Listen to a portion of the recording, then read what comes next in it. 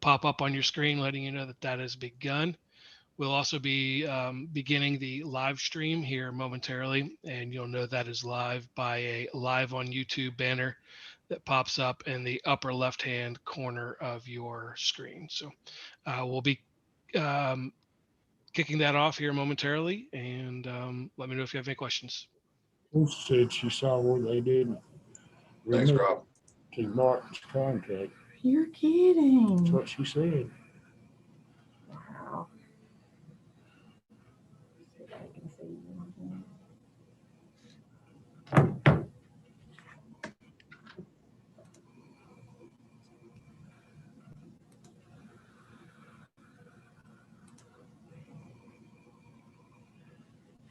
See, I don't want to say Terry Coatney.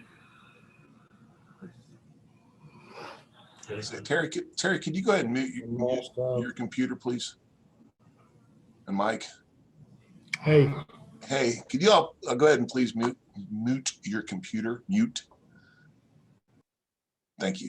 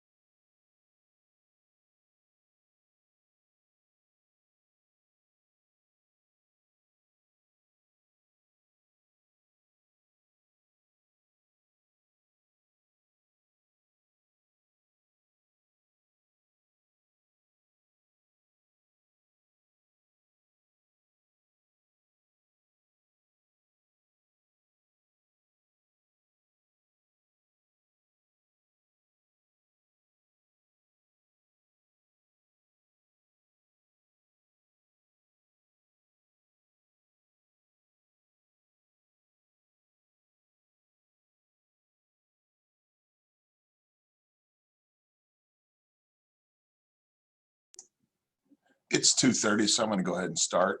This is the January 14th, 2021 meeting of the Knox County Investment Committee in accordance with Tennessee Governor Billy's Executive Order number 51 regarding COVID-19. This meeting is being held electronically. Remind everybody to please mute your computer if you're not speaking. And all votes, I believe, do have to be taken with a roll call vote. And even though it's not on the agenda, Ms. McGinnis, would you mind going ahead and taking roll call for the meeting, please? Okay, Mayor Glenn Jacobs, Here. Ed Strauss, here. Chris Caldwell, Here. Larson J. Here. Okay, Kyle Ward is not here. And Mike McMillan. Here. Okay, we do have a quorum. Thank you.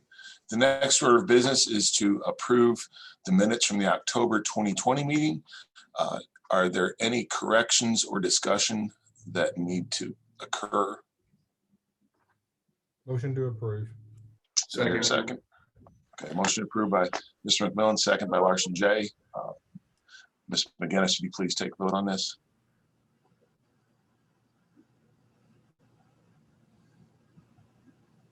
Okay, and Mayor Glenn Jacobs.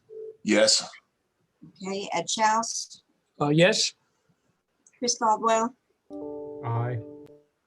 Okay, Larson J. Yes. And Kyle Ward is a no. And Mike McMillan. Yes. Okay, motion's approved. Thank you. And just for your all's information, I may have to leave the meeting at about 3:45, in which case Mr. Caldwell will take over. The next item on the agenda is approval of the investment of estimated spend down proceeds of Series 2020C bonds by Mr. Caldwell. Thanks, Mayor. This is really simple. We went to the market for bonds a few months ago, and according to our external auditors, we have to approve a spend down schedule once this happens. And so you would see in your packet a spend down schedule beginning December of 2020 through November of 2022, just spending down those proceeds as to when those would be drawn down. And Ed and I have already signed off and approved, but it's got to be approved by this body as well.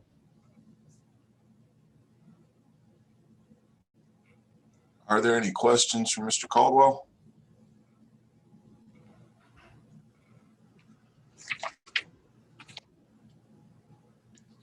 Hearing none, we need a motion to approve. Motion to approve. Second. Motion to approve by Commissioner Jay, second by Trustee Strauss. Ms. McGinnis, you please take the vote. And Mayor Glenn Jacobs, Yes. and Ed Strauss, Aye. Chris Caldwell, Aye. Larson J, Aye. and Kyle Ward is no, and Mike McMillan. Aye. The motion's approved. Okay, thank you. Mr. Strauss, the trustees report. All right, thank you, Mayor. We've had a good quarter, and that obviously receipts have been, this is our busy season, of course. People start paying their taxes in October. I'll pick up where we left off there at I guess the October meeting, which we had, I guess September was a report there. October receipts were up about $1,000,007, 32.4 million to 34 million. November, almost dead even, 17 million each. I'm comparing using my 20 numbers, comparing to 19. We were down about 50,000 for 17 million forward, 17 million 5 in November of 19. December is one of our biggest months. Of course, February is our biggest. In December, we get a $50+ million wire transfer from it's a group called CoreLogic. They collect their consolidators of banks all over the country, maybe all over the North America that hold mortgages in Knox County. We got like a $54 million payment from them. Total receipts, property tax for December, 97,400,000 compared to 96,619. So we're up about 800,000 there. Of course, with the bond market being what it is, and as we speak, still getting 100 basis points or 1% across the street at BB&T. We did not make any purchases through Raymond James, through Steve Rosen. I guess we would have been in the mid to high teens, and Steve will address that later, I'm sure. No purchases there. We still have about $1.3 million at LGIP. As we speak, they're paying 25 basis points. I think next on the agenda, I have it on my report here, but I guess I'll wait for the mayor to move us on. Pearl and other members of staff, Ben Sharple and Chris Caldwell's people have worked diligently on the new bank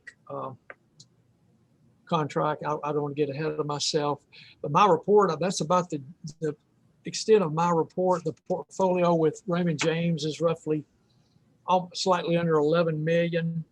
Love to start buying some stuff from Steve again. I know he'd like to start selling some, but at 15 to 20 basis points, it's that's below what we can pick up, obviously, at BB&T, and probably below what we expect to pick up from our new banking partner, who we'll touch on that in a minute.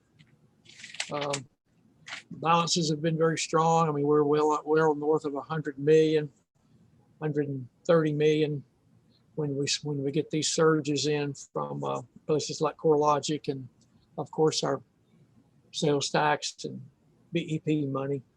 So this is a great time for us to be happy about our balances.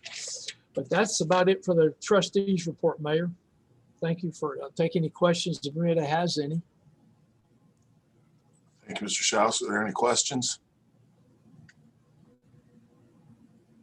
Okay, thank you, sir. Thank you.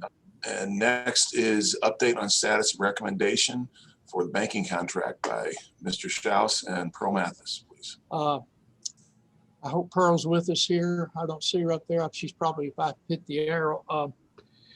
Lots and lots of time was spent by Pearl in association and coordination with people from Chris's office and from Ben Sharple. Of course, those guys were the drivers of this. And I don't know how many hours they spent on it, and many, many more are going to have to be spent going forward. The bidders were, I guess I touched on it. I don't recall exactly. I don't think I did touch on this 3 months ago. First Horizon, or formerly known as First Tennessee, Truist, who we have currently, BB&T / SunTrust, and First Bank, as in formerly Clayton, year and a half or so back, Clayton. They were the three banks who put bids in for our portfolio, if you will, or our funds, and all the myriad of other dozens, really hundreds of things that we need banking services for. And after many hours of work, the banking committee recommended First Bank. The competing bids were, well, basically extremely low. The yield on our funds was extremely low, as in the 1 basis point area. First Bank, the bid basically is a floor of 50 basis points, which is really, in today's market, I feel competitive. I hate to use this expression, but I think it's an above market rate. And there are several variables to it, as there are with the BB&T situation. Market goes way up, or we will ride it up. Market goes way down. We've got this floor of 50. Of course, if the phenomenon happens which has happened internationally, I don't know that it's happened in the U.S., happened 7 or 8 years ago, but rates going negative, which is a possibility. Steve may correct me later. I think you Google it, negative rates internationally, bonds and so forth. There's still $15 trillion sloshing around the world economy in negative rates. So that is a possibility. But as we stand today, which we will start transferring the bulk of our funds to First Bank. I believe that may come into effect. If Pearl wants to address it, she certainly is welcome to. In the next month or so, 50 basis points is what we'll earn. Now, of course, this will go to commission, I think, I guess in January.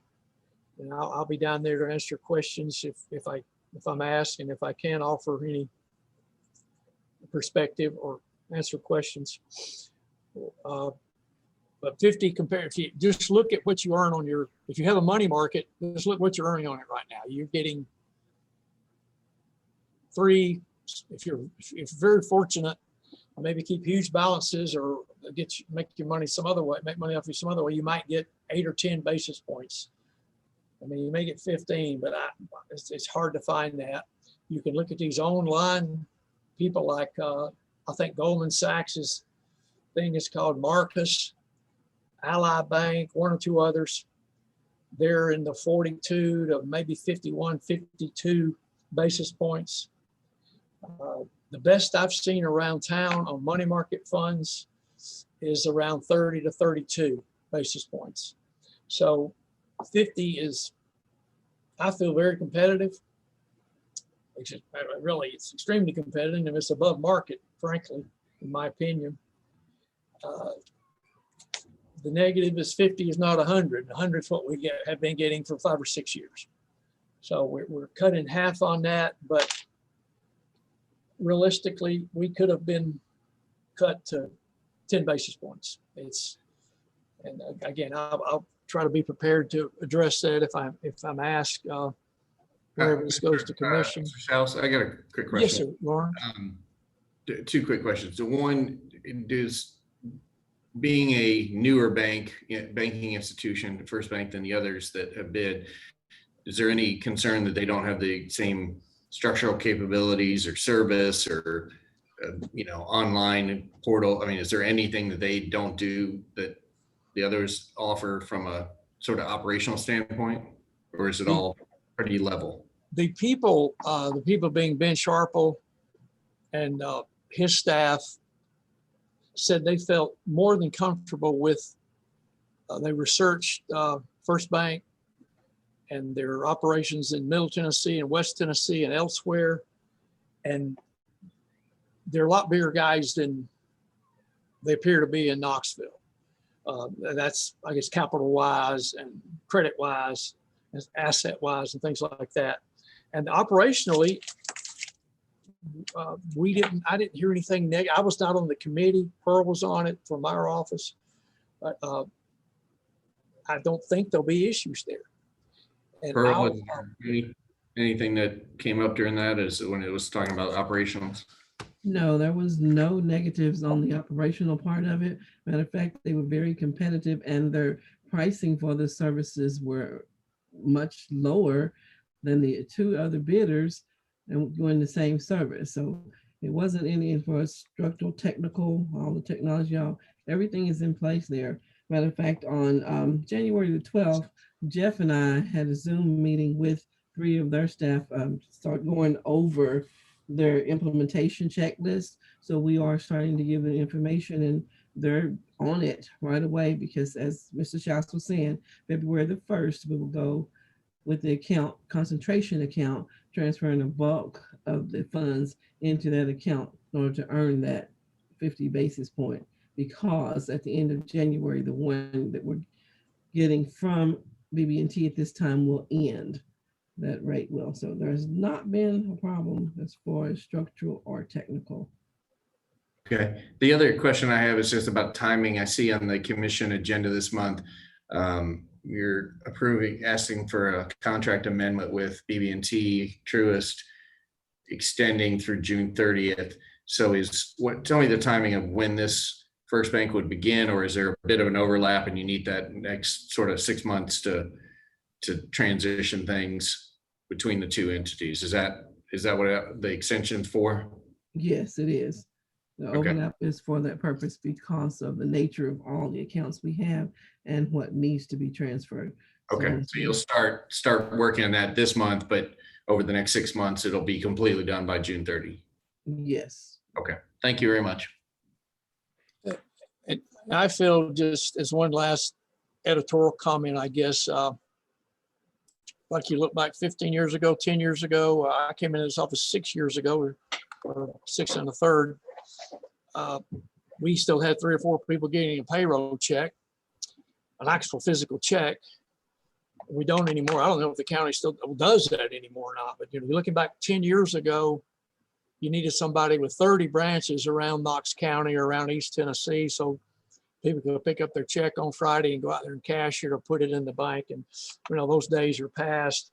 So I just mentioned that because obviously First Bank doesn't have 30 branches around like First Horizon or Truist or Home Federal, some of the other people that we know and are friends with and use. So that's not an issue anymore. I think they have 4 branches. I think they're looking at one in Fountain City. So anyway, that's probably the branch side of banking is not the factor that it once was.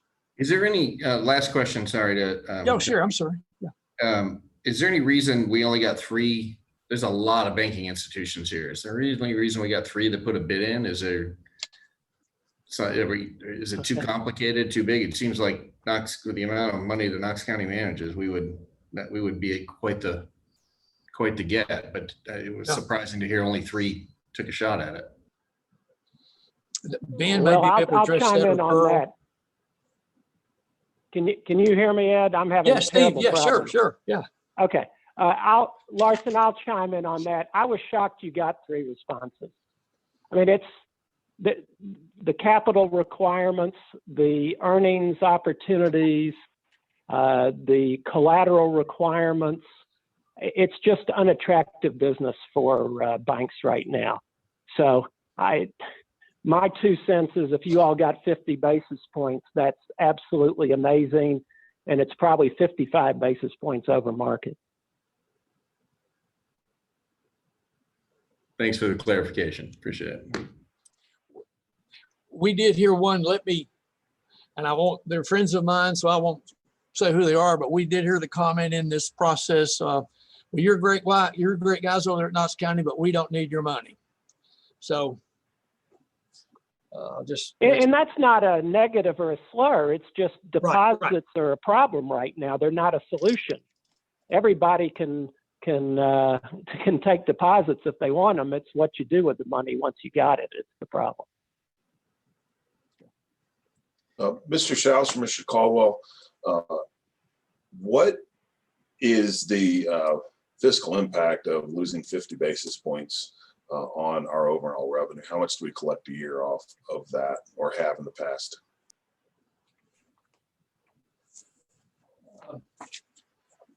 Probably got that here. The neighborhood of about $1 million, I think, Ed. So it's going to be cut in half. Is that correct?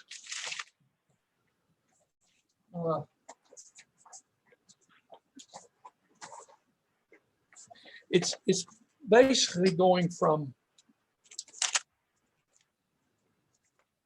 I thought I had it right in front. It's an impact of probably $500,000 to $600,000. Historically, maybe a little bit more going back because before interest got as low as it is. Sure. Yeah, but I think last year is a little over $1 million that we. Okay, yeah, we'll be looking at about 500,000. cutting that in half. Yeah. Okay. Cutting that in half. Yeah. Okay. Are there any other questions? Okay. Thank you, sir. Thank you. Moving on. Hey, Mayor, I think we got to vote on this. So I'll make a motion to approve. Oh, this is an update on status. A recommendation. So. Was this supposed to be voted on, Ed? I can't remember. I don't. It's on our agenda commission to vote on, I think, Yeah. in 2 parts this month. So. Yeah, on my agenda, it's just updated on status of recommendation for RFP bank contract.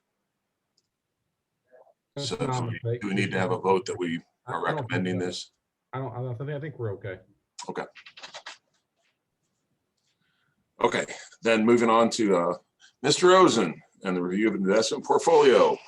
Show is yours, sir. Well, the first thing I would do is fire me for any technological consulting because I am having a total meltdown over here. And the irony is we spent so much money on this system that the office operations person wouldn't tell me how much we spent, except I'm the first one to use it. So I'm learning as I go here. And I think I'm clicking on share the screen and I hope this works. And let's see if this works. Oh, do you all see that? You do? Thank you. Can you all hear me okay? Okay, thank you. Yes, sir. All right, so I'm going to try to do this now that I'm not as flustered as I was 30 seconds ago. But the key assumptions we're going to deal with are closures, virus. It's a supply issue. The idea of lower for longer lives. We're floating on a sea of liquidity, and politics ain't what it used to be. So let's see if I do this right. Oops, maybe I don't do this right. And I go to here. Okay. You all still with me? Somebody let me know I'm alive. You are We- live. Thumbs you- up. Looking Okay, at all right, thank you. Okay, so you all see COVID by the numbers? No, we're still on the first slide. The one- It's showing Knox County Investment Committee, the cover page. Let's see if this works. Want to say, don't say. How about this? Oh, okay. Now I got to go back. I'm learning. I'm slow, but okay. How about this one? Yes. There you go. Miserable slide. Thank you very much, and thank you for your patience. Okay, so I'm not going to spend a whole lot of time on this, but depending on how you have your pictures oriented, this is just miserable, and you can see the spike up in numbers. So what I want to just, because we could spend hours on this topic alone, but what I want to impress you with is that starting on the 20th, the conversation is going to flip. And right or wrong, it doesn't matter, but it's reality. We're going to go from a mentality at the national level where closures are the problem, don't blame me for the virus, to the virus is the problem, don't blame me for the closures. So everything you hear on a daily basis is going to have kind of a different approach to it. And we're going to have to deal with that. We're going to have to understand it as policymakers and as market participants, that everything we hear is going to be a different tone than it was before. The facts won't necessarily change, but the approach will. So you all see me scrolling? You can see where I'm onto a chart now. Am I doing that right? Okay, thank you. Yes. Okay, so interest rates have come up just a touch, but not much. As you can see where we were back when we met last, back in October, the 3-year Treasury was around 15. The 2-year Treasury was around 12. We haven't moved much. I mean, we've gotten the 3-year Treasury up, this morning to 21, and the 2-year Treasury to 14. So we've made a little bit of progress in rates, but not much. So as a reflection of what Ed was talking about, earning 50 basis points for doing nothing is a tremendous achievement. Are we going to be here forever? Yeah, this isn't changing. This is a chart of the Fed funds futures contract. You got to look at it backwards. 100 minus this number right here is where Fed funds is. So if the contract up here in the left-hand corner, when I printed this, was 99.9125, that means Fed funds were 0.0875. Well, this chart shows you that the expectations of rates rising is not much. Look, this is a November of 2022. We're thinking the market says we're only going to get to 15 basis points in Fed funds. That's all the way out to 2025.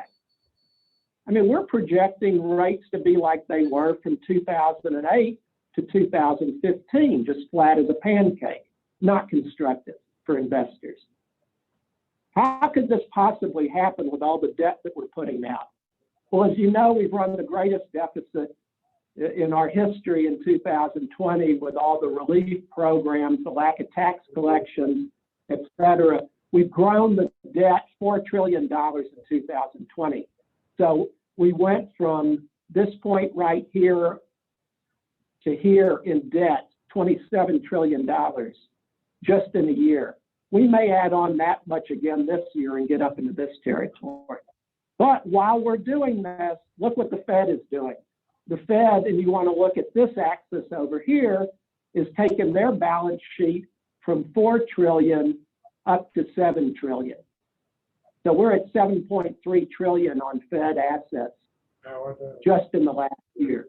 So the Fed has bought back basically 75% of what the Treasury growth in debt is.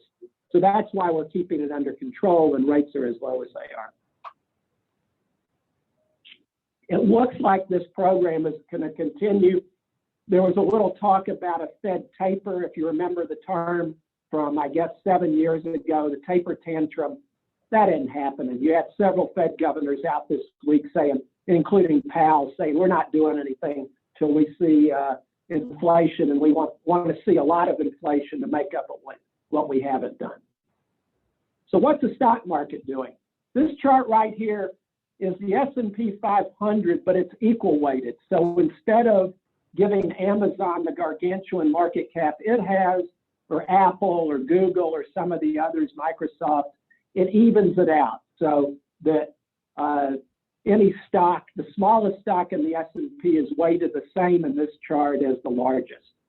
So here we had where the market was last year. We were at an all-time high. Then we get the famous notification in February from Nancy Messonnier that the world is falling apart because of COVID. Market plunges down here. Whoops, sorry about the editorial from my sister from New York. You'll just have to ignore that in the left-hand corner or the right-hand corner. We bottom out down here in March, and then we start to take off. The Fed comes to the rescue. Then we get fiscal stimulus in. Then the market flattens out here when we get the second wave of the virus. What happened right here? Well, hard for everybody to unmute. The virus, the vaccine, it works. Oh my God, it works. The market shoots up on the vaccine hope, all the way up to where we are here today. So how is that possible? Well, remember my line about stocks. Stocks are built on lies. Liquidity, interest rates, earnings, and sentiment. Well, the earnings, the market's kind of the stocks are giving the economy a mulligan on the earnings, but sentiment, liquidity, interest rates, it's all in the favor, and that's why we're running up to new highs. The winner, the hero in this area has been the Russell 2000. What the Russell 2000 is, if you pick the 3,000 largest companies in the United States and forget the first 999 and just take company 2001 down to 3,000, that's what this chart looks at. And it is just outrageous. 28% gain since early November. It's really higher than that. I don't know why I picked this date right here, but it's more than that. And this is the real economy companies. This is not just the heavily weighted in tech. This is everything. And it's been the star this year as the Russell 2000. So what's the economy doing? We know the stock market we don't want to rely on. What's the economy doing? Well, as I've said in previous meetings, I'm not real crazy about surveys right now because that's a how you feeling today kind of response. And it's a point in time when that professional fills out the survey or that person takes the call on the phone at dinner time. But this one tells a story. This is a Purchasing Managers Index. ISM is the Institute of Supply Managers. If you looked at this stuff for a while, it used to be years ago known as the National Association of Purchasing Managers. They changed their name. It's now the Institute of Supply Managers. This is their services industries index. And the reason I picked this one is because services make up really the bulk of our economy. It's 2/3. So here's the interesting part.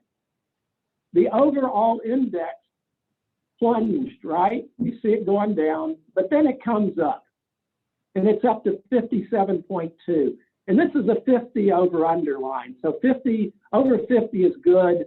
Down here at 30 is a disaster. So sounds good, right? 57. Good survey. Things are going well. They're improving. People feel better. Here's one of the problems. One of the key inputs is supplier delivery. So think about that. You order something on Amazon. They tell you, well, it's back ordered. You're not going to get it.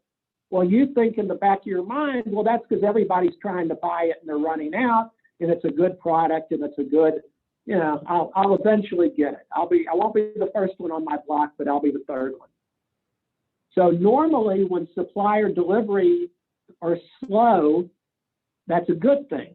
Here's the problem. It's not a good thing. We got a mess in the economy right now. Supplier deliveries are slow. This metric is up to 62.8, which sounds good, but it's because we've got supply line disasters all over the place. And we'll see that show up in other indicators as we go along through this. So look at the employment number, totally rolled over and fell below 50. It's at 48.2. So the survey sounds good on the surface, but when you look at employment and you look at supplier delays, not a good situation. Labor force, we've gotten the unemployment rate down, right?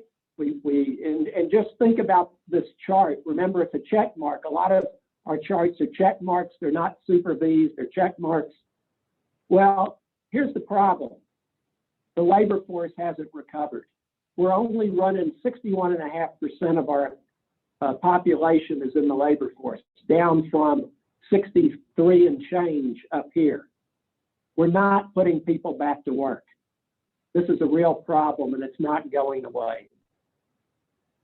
Now we have issues going on with that. You know, you've got job dislocations, you've got closures, you've got industries that aren't even existing right now. I mean, think about Gay Street. You can walk down the street and you'll pass a Tennessee Theater and Regal Cinemas. Those are closed industries. Those people are out of work. It's not their fault. It's not that they've got employment benefits. They don't want to go back to work because they're making more money at home. If they're sick or they're healthy, they can't go back to work. The opportunity's not there. That's a problem. The broadest measure of unemployment, U6, we are still running a stage right down here in the 12% area. This is a bad situation. We have not fully recovered. We're nowhere near where we were before the pandemic. We're back here and where we were when we were still coming out of the recession.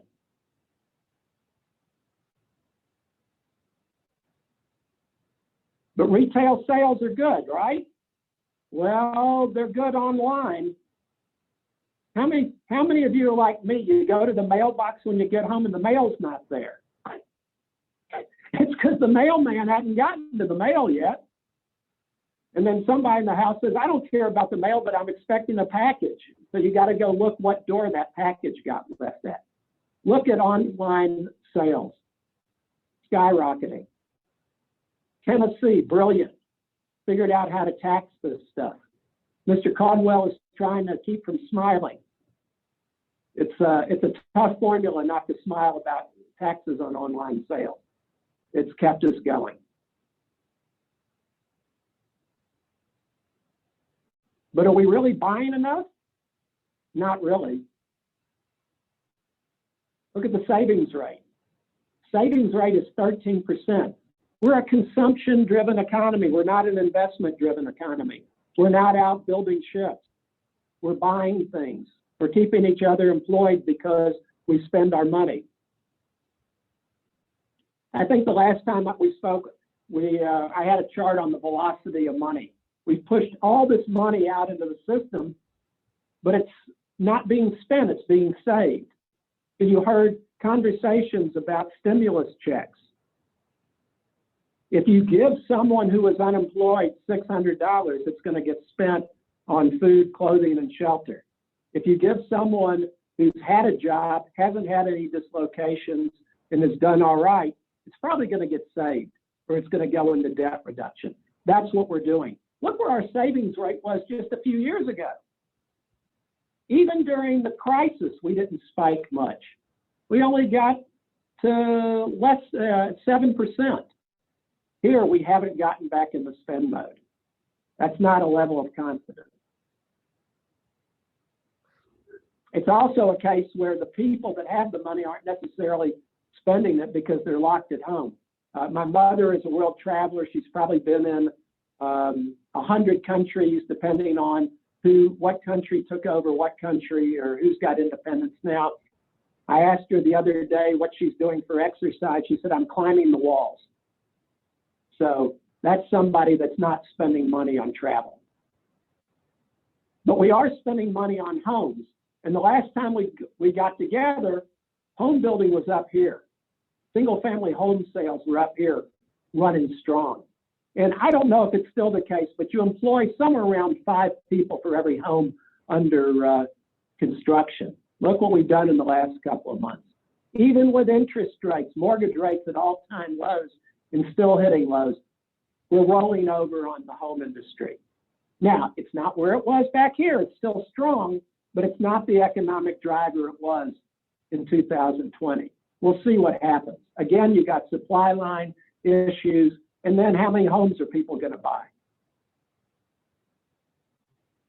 I like this indicator, and I've just started looking at it in the last 6 months or so. Again, this is more of a V, right, from where the pandemic was to where we are now. But look, it's rolling over too. This is gasoline usage. This is a hard fact number. We're running about 8 to 10% below where we were comparable weeks pre-pandemic. I love this term, before times. That's before we all had the virus. And this is a weakening trend. You see the trend is not good on gasoline usage. Where are you going to go? I have a question on that slide. Is a little bit, even though the levels are lower than the last, say, same period in 2019, the decline seems to be, you know, the winter months, December, January.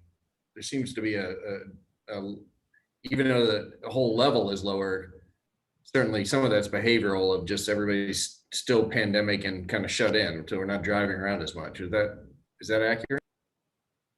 Yes, you got to compare. It's a very seasonal item. So if you look at where we are when I printed this was for last week. I'm guessing this survey period encompassed the holiday week. Look where it was the same week last year. So we're running about typically 8 to 10% below where we were the previous year. This whole time series in here tracks about 8 to 10% below this period right here.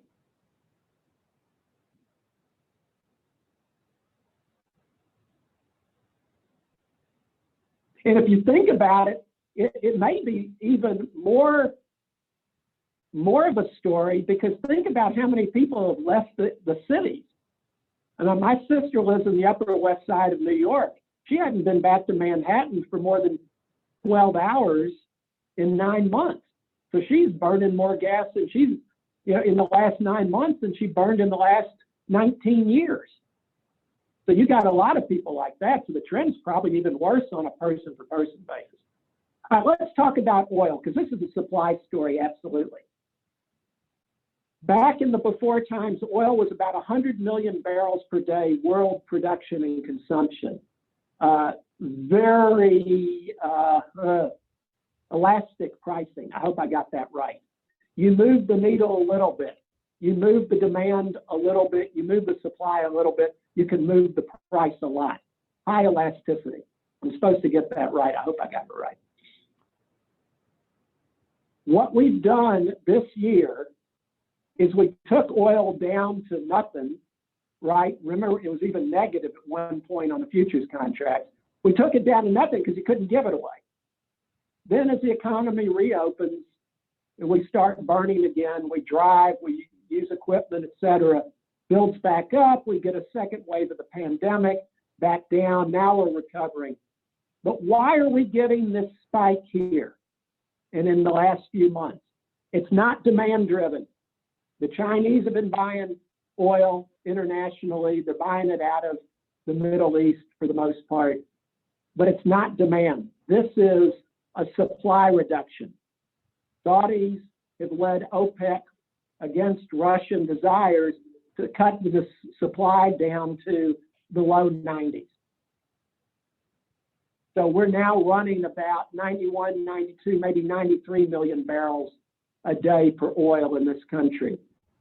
It was either last week or the week before, was the first week in 35 years that the United States did not onshore a barrel of oil from Saudi Arabia. Pretty amazing. So is this net positive to the U.S.? Probably. You know, we've got oil at a price where you can drill, where you're not going to overwhelm with shale production, but you're going to keep the banks from having to write down assets of oil drillers, the E&P companies. You're not going to bankrupt North Dakota. It's still a lot of pressure on the high dollar cost production of places like the North Sea or offshore in South America or Canadian oil sands. But for us, this is probably a sweet spot right in here in the low 50s. We can be profitable. We can run our country independent. But keep in mind, this is because of a reduction of supply, not an indication of economic demand. You all know I love soybeans. Same story. Why do soybeans shoot up? Soybeans shot up $13 a bushel. That's a number that is just outrageous. I would have never thought we'd get there. We were, before I walked back here, we were $14.29 a bushel. How did we get here? Total supply issue. Supply problems in this country due to weather issues, supply problems in Argentina, you know, question and demand out of China, but it's really a supply issue. This is the funny one. This is corn. Corn futures, like a rocket, shot up. Corn on this chart was $4.96 a bushel. An hour ago, it was $5.32 a bushel. Again, supply. The supply issue, not a demand issue.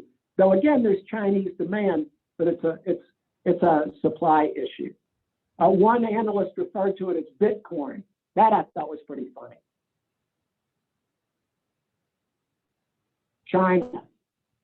Copper.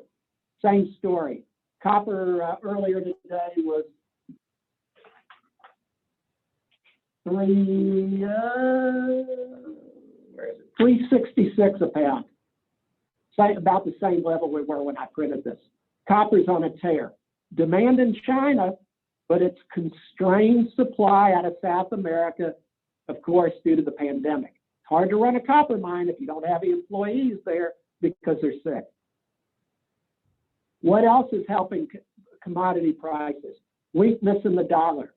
Look at this change in the dollar. It's fallen apart. I mean, just total drop off in the dollar. You know, we're looking at around close to 10% drop off in the dollar since May. And if you want to go back before the pandemic, about 10% decline in the dollar. But look at this. Isn't this curious?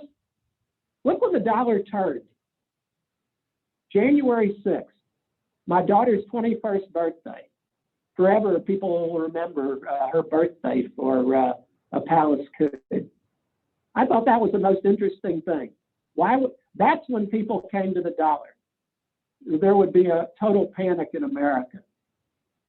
So my one piece of humor that I forgot with my technology breakdown that I forgot was today is election day in Uganda.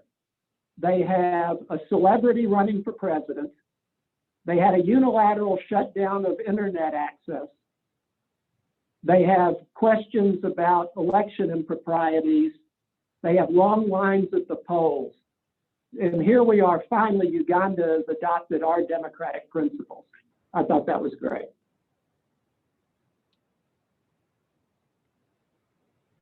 So here's one I want to give you some good news. And again, you know, I don't like surveys right now, but this is real numbers. These are applications for employee identification numbers. Now, I have a theory where some of this could be coming from. But look at the trend up. Don't look at the jagged line, but look at these trends, the moving averages. They're coming up this year. Isn't that weird? Of all years, look at the trend up in employer identification numbers. I'm hoping my theory is wrong, but I have a feeling that you got a lot of people that got riffed that decided to go into business for themselves. Some of it might work, might be great, but maybe there's a little glimmer of hope here. There is an indicator that says there are a lot of restaurants that have opened this year. Hard to imagine, maybe they're food trucks, but they're licenses. So I told you about commodity prices. I told you the Fed is not going to raise rates. Let's look at inflation. So look at this list. These are real numbers going backwards. CPI, the PCE, which the Fed likes, that's the consumer number. You've got the PPI, Producer Price Index. These numbers are all looking backwards, and they're all falling. Red would be falling fast. This shade would be falling slowly. Look at the numbers that are survey numbers and numbers going forward. For some reason, these University of Michigan numbers always seem high. They're in the green zone. They're the go zone. That's where Fed wants to see rates. Fed pays more attention to these PCE numbers, but they want to see rates up in the twos. Break-even rate, that's a market calculation based on inflation securities, inflation-based securities, 5-year, 10-year break-even rates. Dallas Fed trend is a complicated number, but that's sort of a backwards-looking number that is based on an adjustment of inflation. That's even been kind of neutral. Here's another interest. This is a forward number. This means a guess, a market-based calculation of where inflation might be 4 or 5 years, starting 5 years from now. So the forward-looking numbers are all high. The backward-looking numbers are all low. If we pulled this chart from a year ago, it'd probably look exactly the same. Expectations for inflation are always always higher than where reality is. It's just the nature of the beast at the moment. Okay. So I don't know how this is going to come across, but I've done this. This is a power ranking for who's the most important people in Washington today. If you don't recognize this guy, this is Senator Joe Manchin from Virginia.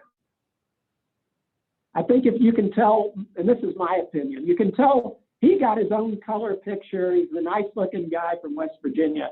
I believe he is the only statewide elected official in West Virginia from the Democratic Party, and that could be going back for quite a while. Who's number 2? President-elect Joe Biden. As you can tell, he doesn't get as much coverage in this graphic as Mr. Manchin. Number 3, Nancy Pelosi. Number 4 is the team. Mitt, Lisa Murkowski, Susan Collins, Pat Toomey. He's around for 2 more years. I put them together. Who's below them? Bernie. Who's in fine print? If you could see it on your printout, you may have to take your glasses off or put your glasses on. Elizabeth and Alexandria Ocasio-Cortez.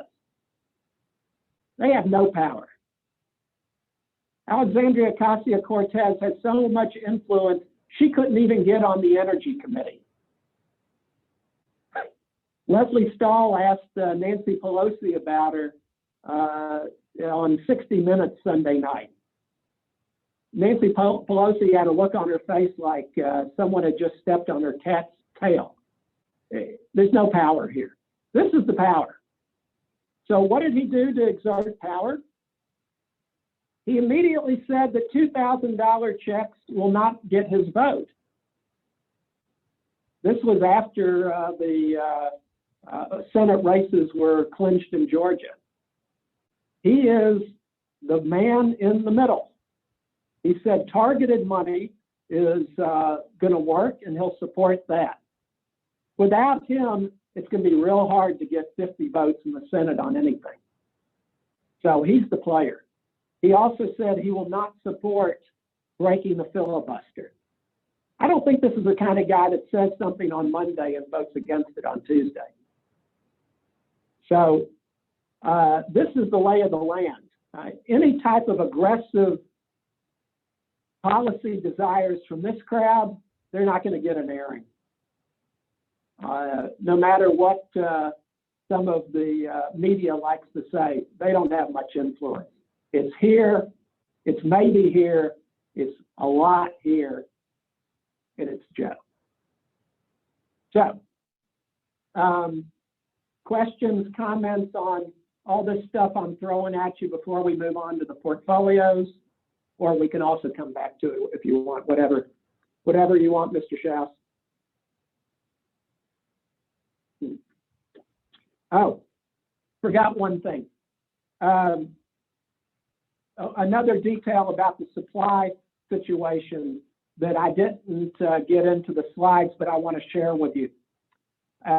We've talked in the past about the Baltic Dry Index, and the Baltic Dry Index is not doing much. Well, let me give you some numbers on what it costs to ship something from Shanghai, China to Los Angeles, a 40-foot container.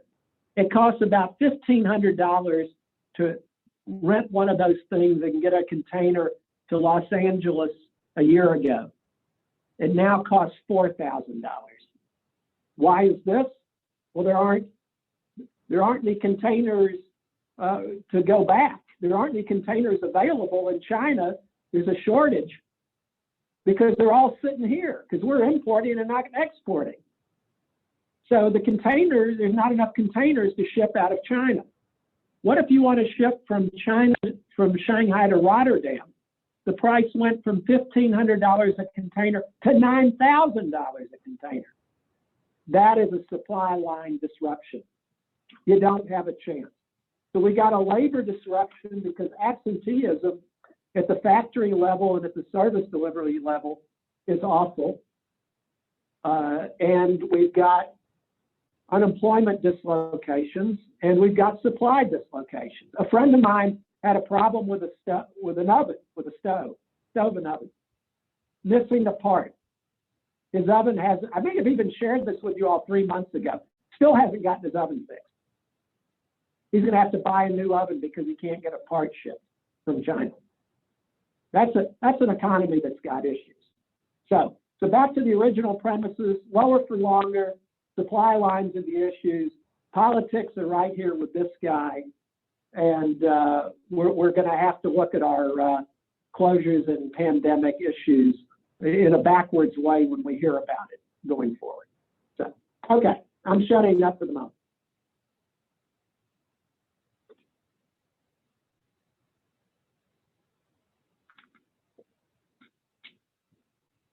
All right, everybody's muted. Steve, it's Ed. One or two quick ones. You hear me? I noticed, I don't follow this every day, as I'm sure you follow these things very intricately. Just noticed the 10-year was above 1% last week, one day.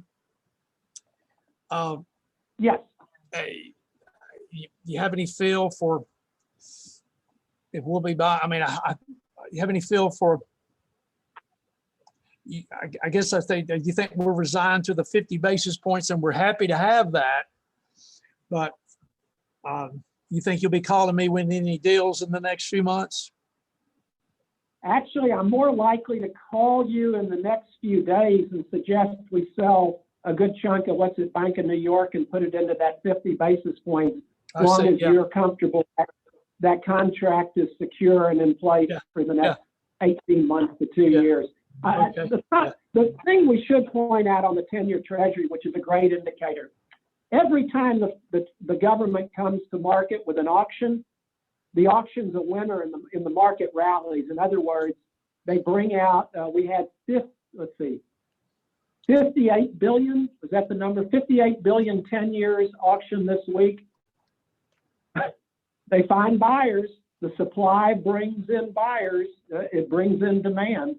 So I often say supply creates demand because it gives huge buyers a chance to put money to work in positive interest rates. European interest rates are still zero. I think the rate, I don't have it in front of me, but the rate on most European 10-year equivalents is zero or shortly above that. Even Portugal is down to zero on some rates on their term structure. The long end of Treasury market's going to be driven by the stimulus. Joe Biden supposedly is going to announce another $2 trillion in proposals tonight. We'll see if that happens and he can get that through Congress. I doubt he can get that through, but that's what's going to drive it. We've gone from a range of about 80 to 90 on the 10-year to a range of 1 to 115. We were 111 this morning. No, excuse me, we were 109 an hour ago, 2 hours ago. So I don't see that moving up because I think the Fed's really got that under control and they're going to keep buying. But the Treasury is going to keep borrowing and they're pushing their borrowing out. If we don't get a massive stimulus, the interesting thing is we may have a risk of going negative on Treasury bills because we probably have a shortage of Treasury bills right now. Treasury bills are running about 8 basis points. And when we go to the portfolio, you'll see how low the interest rates are on the 2020 proceeds. And then you'll be shocked at what we would have gotten if we hadn't committed all this to munis. But I think the risk, and this is the worst risk of all, and I hate even saying this out loud. If something happens with the vaccines, I don't even want to think of something. But if these vaccines aren't successful, I think we run a risk of seeing that 10-year Treasury go from 109 to about 59. If we're not making progress in solving the problem of this pandemic, I think we're going to have a stock market that goes back to where we were in the summer. I don't think we'll go back to where we were in March. But if that happens, I think we're going to have a buying frenzy in bonds. I have spent a lot of time trying to understand the virus and understand the vaccines. It ain't easy. There was I wish I remembered who said this, but it was, I think it was a public health policy professional talking about vaccines, said, that vaccines and dealing with viruses are like climbing Mount Everest. Once you identify the virus, remember the Chinese lab gave us the genetic code back, I think, in February. Then you create a vaccine, which maybe we had that formula down as early as March, April, May before we started testing it. And you approve the vaccine, which we did a few weeks ago. In the process of climbing Mount Everest, once you get to an approved vaccine, it's the equivalent of having set up a well-organized base camp. So, as I've said in some of the emails that Ed gets, this ain't cornhole. You know, it's not beanbag making vaccines. So my fear is we've got more of a risk of rates in the 10-year or even in the 4 or 5 year area going down quite a bit than we do of them going up quite a bit. I don't think you'll see much of a move either way on 2s or 3s, your portfolio area, because the Fed's got that under lock and key. Steve, one final from Ed here. What would be, I just noticed the popularity or a story a day or two ago that municipals or municipalities, I should say, as in Knox County, Knoxville, Memphis, et cetera, doing a lot. I want not necessarily record numbers, but a lot of selling a lot of bonds, raising a lot of money. What would if you in today's market, the quality we need, what would our yield be on a municipal? Obviously, 3 years is all we could go, but I'm just curious. Right now, if you were buying 3-year munis, you'd be lucky to get 30 basis points, 35 basis points, something like that. Okay. That's the most you get. When you look at the portfolio, this was the hardest portfolio I've built in a while. on the 2020 proceeds, and we have a few items at that yield that took some extra homework. But a taxable muni and a tax exempt are going to be about the same in 3 years. You'd be maxing out at maybe 40 if we were lucky. I mean, there's just not much opportunity right now. If you all issued bonds today, you know, you'd have 30-year around 2%. And it's just unbelievable. If you look at 10-year tax exempts, they're nowhere near 1%. 10-year tax exempts running about, well, I did a trade before I came into the meeting at 75 basis points on an 8-year. So I mean, we're running about 70% of taxable rates, which is really expensive right now for munis. We're about as expensive as we've been in a long time. Okay, got it. Thank you. Okay. Any other questions before we go to the portfolios? Okay, I'm going to skip 19 and 19B unless somebody's got a question. We're down to just tag in. It's, well, maybe I can just put it up really quickly. Let's see.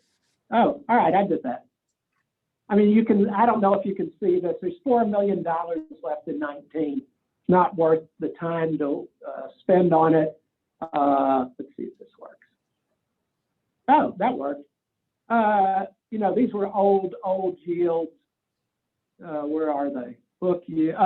I mean, this is the grand old days. Average book yield remaining is 2%. I mean, this is going to be gone in a few months. Last piece will mature April 15. Same thing on 19B. Just a few left here. Interesting thing on 19B. Same story, 174 left. It'll all be gone in June. Excuse me, we got a couple items here that'll last a little longer, August and November. Interesting one, during the height of the muni crisis back in March, we bought some Tennessee housing bonds. It was a 235 coupon. We bought them at below 99.5 in March. They were supposed to mature in July of 2021. They called them 6 months early, so we ended up making over 3% on that, which is hard to imagine today. Okay, let's see if I do this one. Okay, what is this one? Let's do the Boney portfolio first. Oops.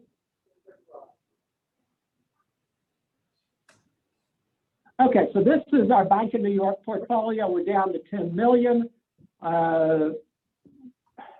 Ed and I liquidated several of the items, and Jumaid had some nice profits. I think we talked about that last time. That was prior to the last meeting.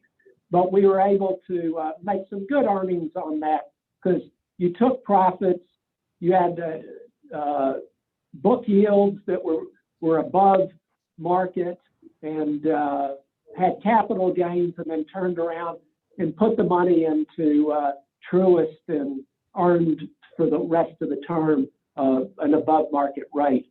You see here your book yield on the remaining portfolio is 186. You got about 150,000 in unrealized capital gains. The overwhelming portion of this portfolio is taxable munis. There has been nothing happened with any of these. Got one government left, Private Export Funding Corp. That'll mature in December. Handful of munis left at big yields. I mean, here's a Georgia bond that'll mature. We got a 267 book yield. The market yields on this stuff is minimal. So I will probably speak to Ed about probably taking profits on these if we can get a takeout yield under 50 basis points and moving the money over to First Bank. I may have missed the timing. Is that contract in place now, or you have a start date? Start date with First Bank would be February. Yeah. February. Okay, so you're still at Truist earning the 1% for the rest of the month? Yes. Correct, Okay, correct. so that's an added bonus.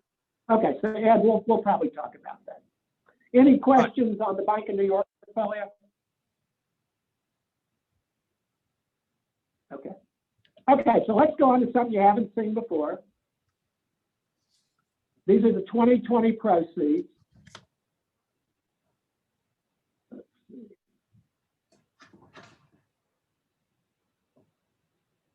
Okay. Okay, so this is a $62 million portfolio where we put some more work, money to work since this was printed. We're down to just a couple million in cash, and that I thought there might be a draw in January, but there was not. So we'll get that put to bed. You'll see the book yield on this so far, 32 basis points. Do you all know where that little applause feature is for that icon? Where is that?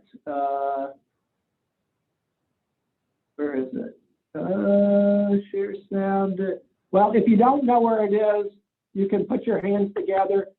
I mean, this is, to get 32 basis points on this is a minor miracle with a average life of less than a year.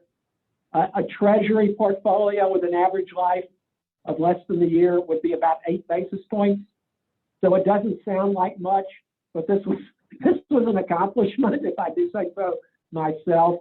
Again, it's not a lot of money. We're outperforming by 24 basis points, but you know, it is what it is. So it's not impressive, but it's there, and it wasn't easy. So we're investing towards the draw schedule. As you can see, most of the action's been in tax-free munis, and we've just been buying whatever we can find, basically, and buying it on the bid side. The names you'll see in here, pretty recognizable. We don't have much that's interesting.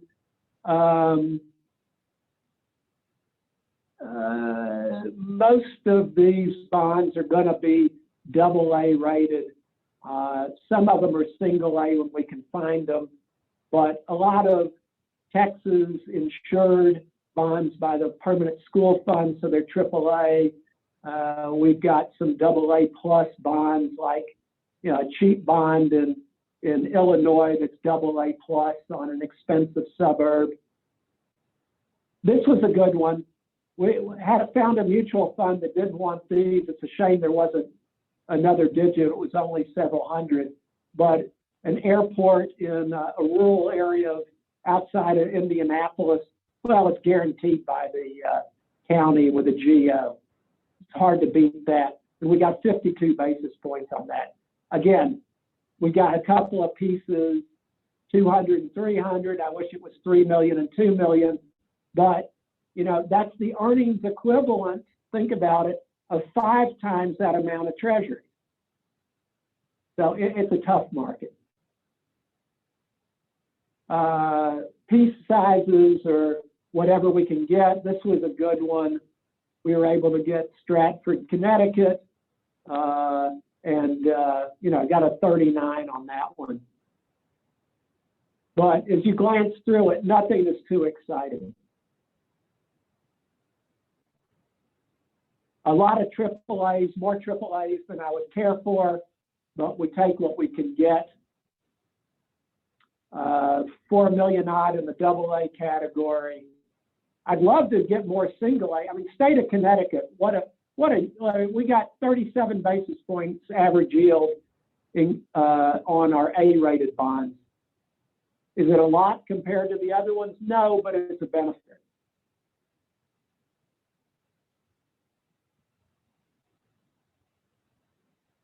So, and these are the S&P ratings. I think, does it give a graphic? Yeah, here's a graphic.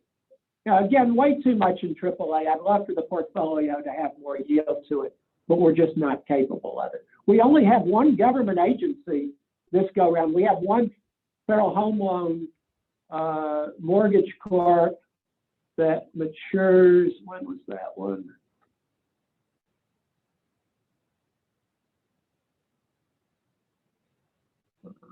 There it is. Just $1 billion, 12 basis points. Whoopee. That was probably 4 basis points more than it should have been. Again, we're dealing with the law of small numbers. Nothing's impressive. Nothing's great. I don't like saying it is what it is because it sounds like an excuse, but there's just not much to be done about it in this market. We're as you can see, the number of pieces we had to go to even get invested and the patience it took to get this much money put to work at the spread we got it. Does it add up? Yeah, a quarter basis point to quarter basis point. Well, if this works out, you got $60-odd million, you make an extra 25 basis points on it over a year. It's actually a lot of money. It'll pay for something. Is it something to be excited about? Absolutely not. It's pretty depressing. So that's where we are on the two portfolios. Questions?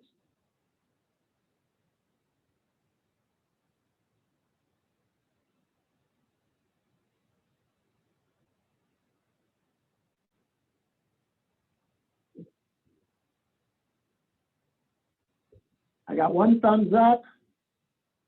I got a lot of disgruntled faces. Nothing exciting. Oh, there's a smile out of the mayor. Okay.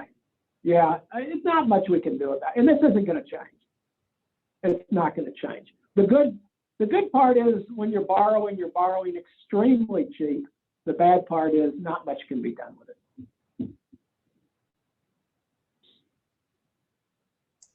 Does anyone have any questions for Mr. Rosen? All right, Stephen, is there anything else? No, I'm very happy that we had a meeting without using the T word, and I made it all the way through it. No particular reason to look backward, but I will emphasize the conversations are going to be different, and there's it's a different environment, but hopefully we can keep the economy going. Stimulus will make a big deal. We need that shot in the arm. Oh, I do want to leave you with I'll leave you with 4 other things that are pretty amazing that just popped up today. And I mean, listen to these numbers. Government benefits now account for nearly 20% of total personal income. 1 in 4 households have not been able to meet their monthly bills since March. 1 in 15 homeowners are in some sort of loan forbearance relief plan. 75% of the government stimulus went to pay down debt or into savings. 1 in 3 households dipped into savings or retirement accounts over the past year, and 1 in 6 has borrowed from a family or friend to cover bills. Fortunately, in Knox County, we haven't had as much pressures, though state unemployment claims were the highest they've been this reporting week. We're at 21,000. I'm afraid we're going to see some tougher times. Our finances in the county have been good. The city's been strong. Our unemployment hasn't been bad, but we got a tough road going forward. And the sooner we get everybody inoculated and the economy going again, the better. But it's going to be a tough road. So, postscript.